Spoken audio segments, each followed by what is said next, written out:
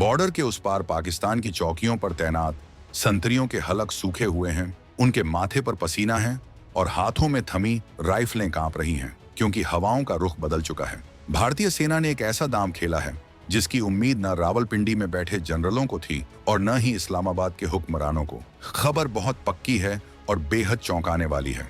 भारत के सबसे खूंखार, सबसे निडर और मौत को भी आंख दिखाने वाले गोरखा लड़ाके पाकिस्तान बॉर्डर के बेहद करीब पहुंच चुके हैं। सरहद पर अचानक छाया खौफनाक सन्नाटा। गोरखा की एंट्री से दुश्मन के खेमे में मची खलबली। लाहौर तक सुनाई दी आयो गोरखाली की गूंज। रात के अंधेरे में चमकी तीखी खुकुरी। 2025 में भारत ने चली ऐसी चाल कि पाकिस्तान के जनरलों के पसीने छूट गए, रडार भी रह गए हक्के बक्के। पहाड़ों के शेर अब रेगिस्तान और मैदानों में उतरे।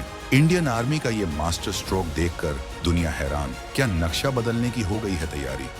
ये कोई सामान्य तैनाती नहीं है, ये रूटीन गश्त नहीं है।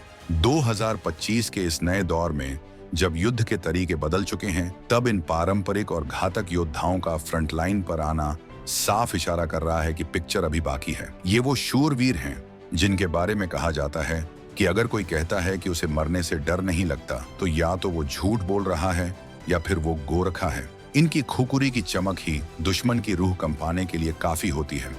आखिर अचानक ऐसा क्या हुआ कि भारत को अपने इन पर्वतीय शेरों को मैदानी इलाकों में उतारना पड़ा? क्या ये किसी बड़े मिशन का आगाज है?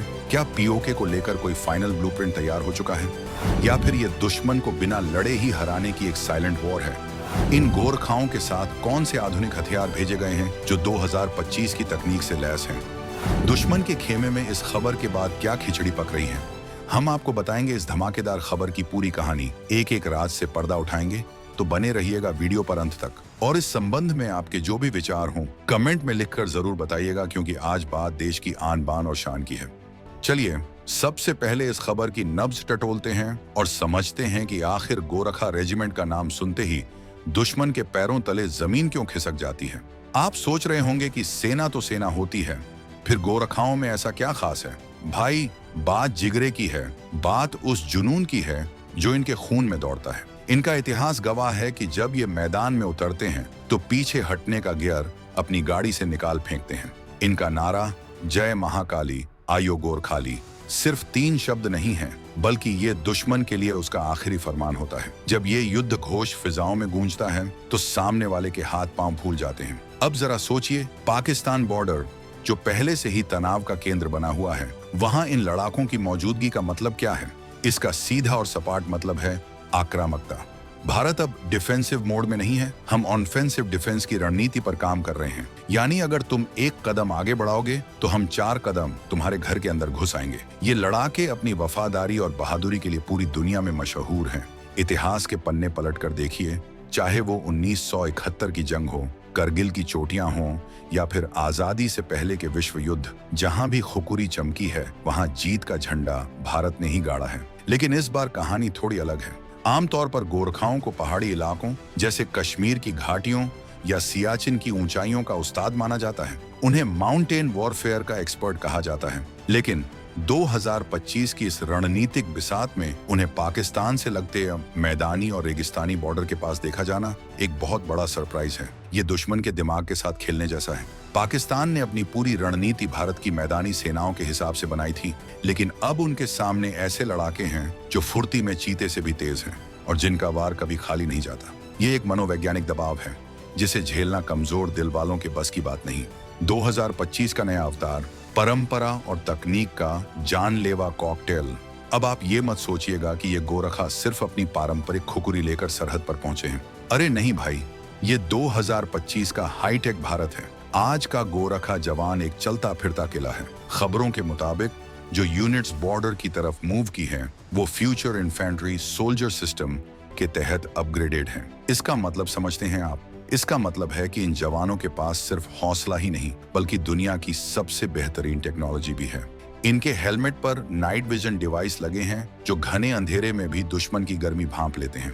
इनके हाथों में जो राइफलें हैं वो पलक झपकते ही सटीक निशाना लगाकर दुश्मन को ढेर कर सकती हैं। इनके पास वो ड्रोन हैं जो हथेली से उड़ते हैं और दुश्मन के बंकरों के अंदर झांक कर उनकी गिनती कर सकते हैं। सोचिए जरा उस मंजर को, एक तो गोरखा जवान जो पैदाइशी शिकारी होता है और ऊपर से उसके पास सैटेलाइट से जुड़ा हुआ कम्युनिकेशन सिस्टम। ये वो कॉम्बिनेशन है जो किसी भी डिफेंस एक्सपर्ट के होश उड़ा दे।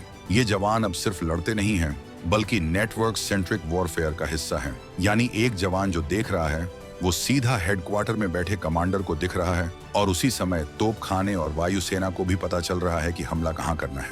पाकिस्तान के पास इसका कोई तोड़ नहीं है। वो अपनी पुरानी बंदूकों और उधार के सर्विलांस सिस्टम के भरोसे बैठे हैं, जबकि यहाँ भारत ने अपनी सबसे खूंखार फोर्स को आयरन मैन बना दिया है। ये तैनाती इसलिए भी खास है क्योंकि ये दुश्मन को ये सोचने पर मजबूर कर रही है कि भारत का अगला कदम क्या होगा। क्या ये किसी सर्जिकल स्ट्राइक की तैयारी है, या फिर ये दुश्मन की घुसपैठ की कोशिशों को जड़ से मिटाने का परमानेंट इलाज है? जो भी है, इतना तय है कि अब सरहद पार परिंदा भी पर मारेगा तो उसका हिसाब खुकुरी से होगा। दुश्मन के दिमाग का दही, भारत की साइलेंट रणनीति। इस पूरी घटना का सबसे मजेदार पहलू है भारत की चुप्पी और गोपनीयता। आपने गौर किया होगा कि सरकार की तरफ से कोई आधिकारिक ढोल नहीं पीटा गया, कोई प्रेस कॉन्फ्रेंस नहीं हुई। बस चुपचाप रातों रात ट्रकों के काफिले और स्पेशल ट्रेनों के जरिए इन जवानों को उनकी लोकेशन पर पहुंचा दिया गया। इसे कहते हैं स्ट्रेटेजिक एम्बिग्विटी, यानी रणनीतिक अस्पष्टता। दुश्मन को कंफ्यूज रखो, उसे समझ ही ना आने दो कि तुम क्या करने वाले हो। जब तक वो समझेगा तब तक खेल खत्म हो चुका होगा। पाकिस्तान का इंटेलिजेंस नेटवर्क, जो पहले से ही खस्ताहाल है, अब बौखलाया हुआ घूम रहा है। उन्हें समझ नहीं आ रहा कि भारत ने अपने पहाड़ी योद्धाओं को मैदान में क्यों उतारा है। असल में ये एक बहुत गहरा माइंड गेम है। पाकिस्तान को हमेशा ये लगता था कि गोरखा सिर्फ पहाड़ों पर ही लड़ेंगे, इसलिए उसने अपनी मैदानी सीमाओं पर दूसरी तरह की तैयारी कर रखी थी। लेकिन अब जब सामने गोरखा रेजिमेंट का बोर्ड लग गया है तो उनका पूरा डिफेंस प्लान कचरे के डिब्बे में चला गया है। गोरखाओं की खासियत है क्लोज क्वार्टर बैटल, यानी आमने सामने की लड़ाई। वो दुश्मन की आंखों में आंखें डालकर लड़ने में यकीन रखते हैं। और पाकिस्तान की सेना, वो तो दूर से गोलियां चलाने या आतंकियों को आगे करके पीछे छिपने में माहिर है। जब आमने सामने का मुकाबला होगा, जब खुकुरी और संगीनें टकराएंगी, तो नतीजा क्या होगा ये बच्चा बच्चा जानता है। भारत ने बिना एक भी गोली चलाए पाकिस्तान की पूरी मिलिट्री एस्टेब्लिशमेंट को मानसिक रूप से बैकफुट पर धकेल दिया है। वो अब हर आहट पर डर रहे हैं कि कहीं आयो गोरखाली की आवाज न आ जाए। चीन की हेकड़ी और पाकिस्तान की बेबसी। अब जरा नक्शे को थोड़ा बड़ा करके देखते हैं। ये सिर्फ पाकिस्तान की बात नहीं है। आपको क्या लगता है चीन की नजरें इस पर नहीं होंगी? बिल्कुल है। चीन और पाकिस्तान की जो सांठगांठ है, भारत उसे बहुत अच्छे से समझता है। अक्सर देखा गया है कि जब भारत पाकिस्तान को टाइट करता है तो चीन लद्दाख की तरफ हरकतें तेज कर देता है। लेकिन इस बार भारत ने अपनी चेस बोर्ड की चालें बदल दी हैं। गोरखा सैनिकों को वेस्टर्न बॉर्डर पाकिस्तान सीमा पर भेजकर भारत ने एक तीर से दो शिकार किए हैं। पहला, पाकिस्तान को बता दिया कि हम किसी भी हद तक जा सकते हैं, और दूसरा, चीन को यह संदेश दे दिया कि हमारे पास इतनी रिजर्व फोर्स और क्षमता है कि हम एक साथ दो मोर्चों पर, यानी 2.5 फ्रंट वॉर के लिए पूरी तरह तैयार हैं। चीन को हमेशा ये गुमान रहता था कि भारत अपनी सारी ताकत उसकी सीमा पर लगा देगा तो पाकिस्तान का बॉर्डर कमजोर पड़ जाएगा। लेकिन गोरखाओं की इस नई तैनाती ने उस भ्रम को चकनाचूर कर दिया है। ये भारत का स्ट्रेटेजिक रिबैलेंसिंग है। हम अपनी ताकतों को रोटेट कर रहे हैं, उन्हें नए इलाकों का अनुभव दे रहे हैं। गोरखा जवान, जो पहाड़ों के राजा हैं, अब रेगिस्तान की गर्मी और पंजाब के मैदानों में भी अपनी बादशाहत कायम कर रहे हैं।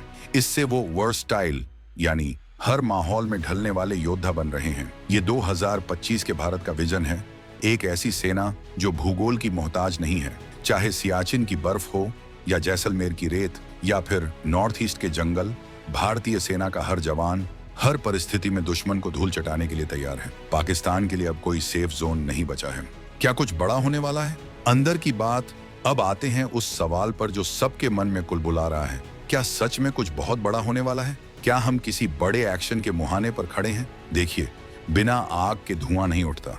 सूत्रों की माने तो पिछले कुछ महीनों से सीमा पार से घुसपैठ की कोशिशें बढ़ी हैं। ड्रोन के जरिए हथियार और नशीले पदार्थ भेजने की नापाक हरकतें भी तेज हुई हैं। ऐसे में गोरखा रेजिमेंट की तैनाती सिर्फ दिखावे के लिए नहीं हो सकती।